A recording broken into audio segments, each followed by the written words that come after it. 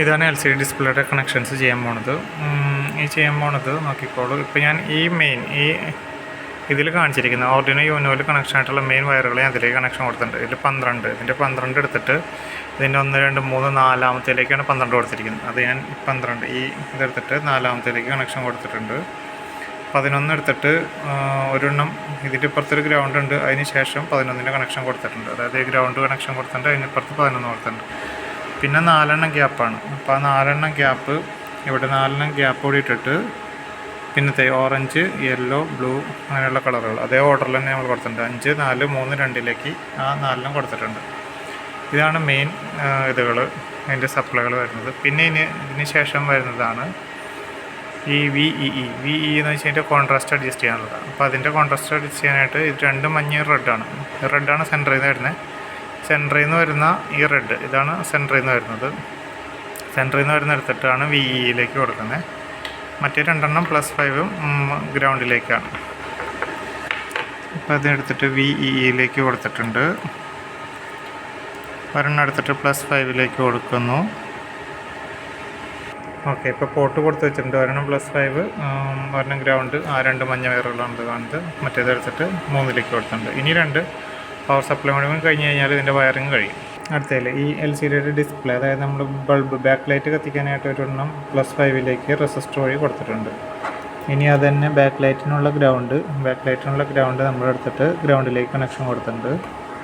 ഇനി power supply, ഇതിൻ്റെ വർക്കിങ്ങിനുള്ള supply വേണം. ഇതിൻ്റെ വർക്കിങ്ങിനുള്ള സപ്ലൈ LCD ഡിസ്പ്ലേയുടെ സപ്ലൈ 1ാമത്തെ എടുത്തിട്ടാണ് ഗ്രൗണ്ടിലേക്ക്, 1ാമത്തെ എടുത്ത് ഗ്രൗണ്ടിലേക്ക് കൊടുത്തു.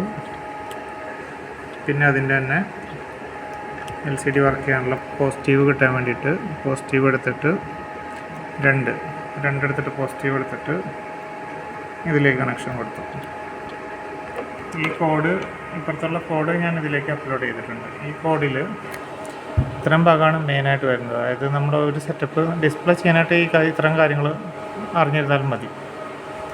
ബാക്കിയുള്ള അതിൽ റിപ്പീറ്റ് ചെയ്ത് എന്താണ് കാണിക്കേണ്ടത് കാണിക്കാൻ വേണ്ടിയിട്ട് മാത്രമാണ്. ഇതേ മെത്തേഡ് തന്നെയാണ് താഴത്തേക്കും വരുന്നത്, എന്ത് ചെയ്യണമെന്നുള്ളത് ലൂപ്പിലുള്ളത്. അപ്പോൾ ഇത്രയും ഭാഗം അറിഞ്ഞിരുന്നാൽ തന്നെ താഴെയുള്ളതും ചെയ്യാനും പറ്റും. വോയിഡ് ലൂപ്പിനകത്താക്കിയിട്ട് ചെയ്ത് കഴിഞ്ഞാൽ അത് ആയിക്കോളും. ഇതിൽ 16:2 എന്നുള്ള LCD ആണ് ചെയ്യുന്നത്. നമ്മുടെ ഈ LCDയിൽ 16 ലൈൻസുള്ള 16 ലൈനും 2 റോസുള്ള 16 കോളം 2 റോയുള്ള LCD ആണ് ഉപയോഗിക്കുന്നത്. അത് തന്നെയാണ് 16:2 എന്ന് പറയുന്നത്. സെറ്റ് കഴ്സർ 0, 0 എന്ന് വെച്ചാൽ മോൾ ഭാഗത്ത് നിന്ന് തുടങ്ങാൻ വേണ്ടിയിട്ട് 0 ഫസ്റ്റ്, സെക്കൻഡ് എന്ന് വെച്ചാൽ ഫസ്റ്റ് ലൈനാണ്. ഇത് 0th ലൈൻ, ഫസ്റ്റ് ലൈൻ, അതാണ് ഉദ്ദേശിക്കുന്നത്. ഇനി ഇതിലേക്ക്